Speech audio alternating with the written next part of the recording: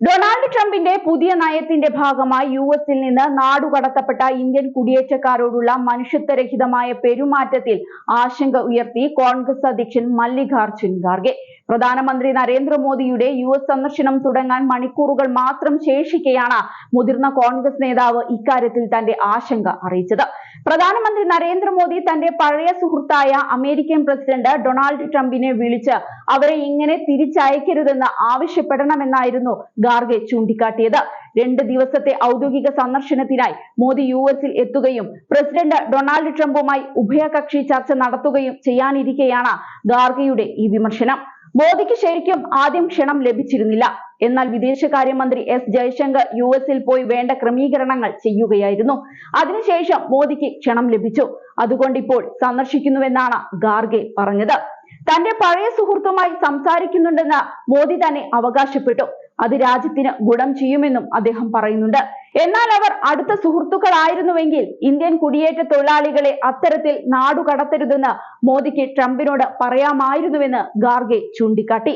Indian കുടിയേറ്റക്കാരെ ചരക്ക് വിമാനത്തിൽ ഇന്ത്യയിലേക്ക് തിരികെ കൊണ്ടുവരികയും മാലിന്യത്തെക്കാൾ മോശമായ രീതിയിൽ കൈകാര്യം ചെയ്യുകയും ചെയ്തുവെന്ന് രാജ്യസഭയിലെ പ്രതിപക്ഷ നേതാവ് ആരോപിച്ചു. കുടിയേറ്റക്കാരെ യാത്രാ വിമാനത്തിൽ അയക്കാൻ മോദി ട്രംപിനോട് ആവശ്യപ്പെട്ടിട്ടില്ല. ഇവിടെ നിന്ന് ഏർപ്പാടാക്കുകയും ചെയ്തിട്ടില്ല.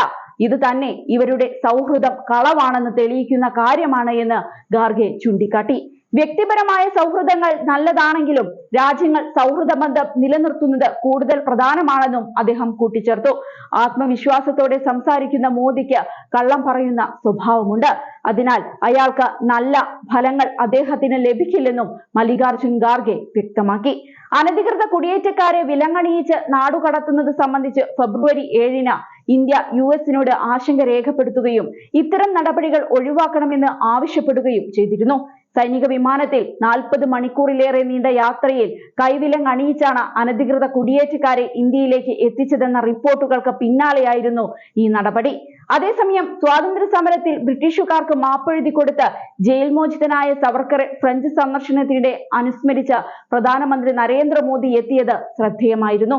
ഫ്രഞ്ച് നഗരമായ മാഴ്സയിൽ എത്തിയപ്പോഴായിരുന്നു മോദി സവർക്കറെയും അദ്ദേഹത്തിന്റെ ധീരമായ പ്രവൃത്തിയെയും അനുസ്മരിച്ചത്. ഫ്രഞ്ച് പ്രസിഡന്റ് ഇമ്മാനുവൽ മാക്രോണുമായി ചേർന്ന് പുതിയ കോൺസുലേറ്റ് ജനറൽ ഓഫ് ഇന്ത്യയുടെ ഉദ്ഘാടനം നിർവഹിക്കാനാണ് മോദി മാഴ്സയിലെത്തിയത്. സവർക്കറുടെ ധീരത തലമുറകളെ പ്രചോദിപ്പിക്കുന്നതാണ് എന്നും അദ്ദേഹം എടുത്തു പറഞ്ഞിരുന്നു.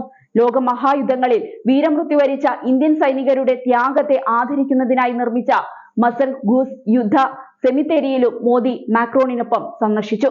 ഇന്ത്യയുടെ സ്വാതന്ത്ര്യ സമര ചരിത്രത്തിൽ ഇടം നേടിയ നഗരമാണ് ഫ്രാൻസിലെ മാഴ്സേ നഗരം.